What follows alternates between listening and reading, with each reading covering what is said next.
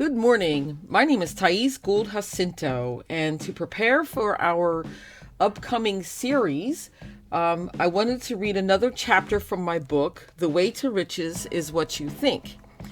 And this is chapter 5, Balance.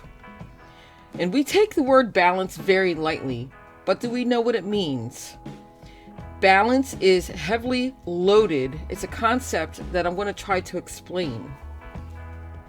We can explain balance like this.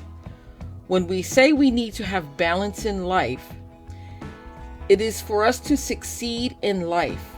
We must control our emotions and our actions and live the best way possible that leads us to happiness. Balance is a mixture of many different concepts, including color, light, sound frequency, developing our chakra skills, and building our character by controlled thinking and doing. Let's consider color. Color is not what we think. The color we see is the absence of the color that is revealed to us. The surface of the object is reflecting wavelengths that we see as color and absorbing all the rest. An object appears white when it reflects all wavelengths and black when it absorbs them all. And so what is in the middle? Green. We find that the color green is in the middle. And because green is in the middle, it is the balance of the color spectrum. So if green is the balance of the colors, we can associate green for various reasons for balance. We cannot see the green unless we have all of the colors from the spectrum, from the bottom of reds to the top of the violets. When we balance all of the colors from red to violet, the middle is green.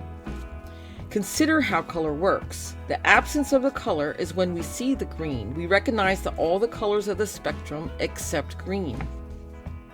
So green is a profound concept of balance.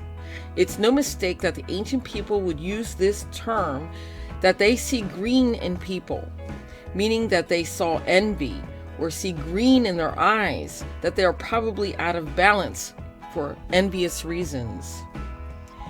As referred to in jealousy, green is the lack or the opposite of love or total acceptance, and reflects the absence of green wavelength that consists of the green spectrum, which is balance, which is why we can see it. A word of caution. We must be mindful that we do not recognize our imbalance of green that we see in others. Sometimes, if we see the others in a negative aspect, we may be familiar with that lack that is deep within us. Sometimes, if we see green in others, it may be that we can only recognize in others how we see is in ourselves. Therefore, we could be looking at our own out of balance color as well as theirs.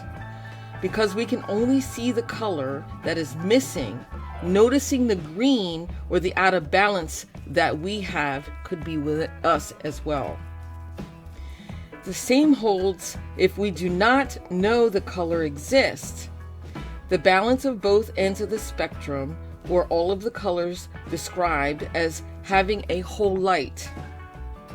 When we consider all the colors mixed, we omit that which is light. This mix of colors is what we refer to as the light that shines within us.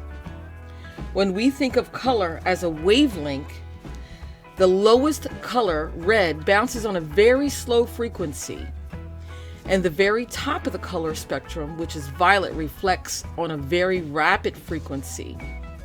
Either of these ends of the spectrum is out of balance. If we find the center of the wavelengths, we see balance and balance of the green spectrum wavelengths. Therefore, we want to become balanced with our wavelength and frequency. Everything has the opposite.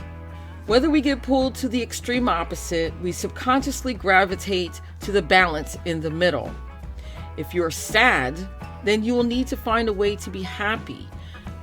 However, attempting to balance yourself with too much happiness will cause you to tip the balance backwards towards sadness. It's an excellent practice being balanced. There are many examples of balance with emotions that you can meditate on, and I do not need to explain each. If we put a line directly through from the top and the bottom of the yin and the yang, from side to side, and analyze this picture, we will notice that the spot in the center did not pass through the black or the white.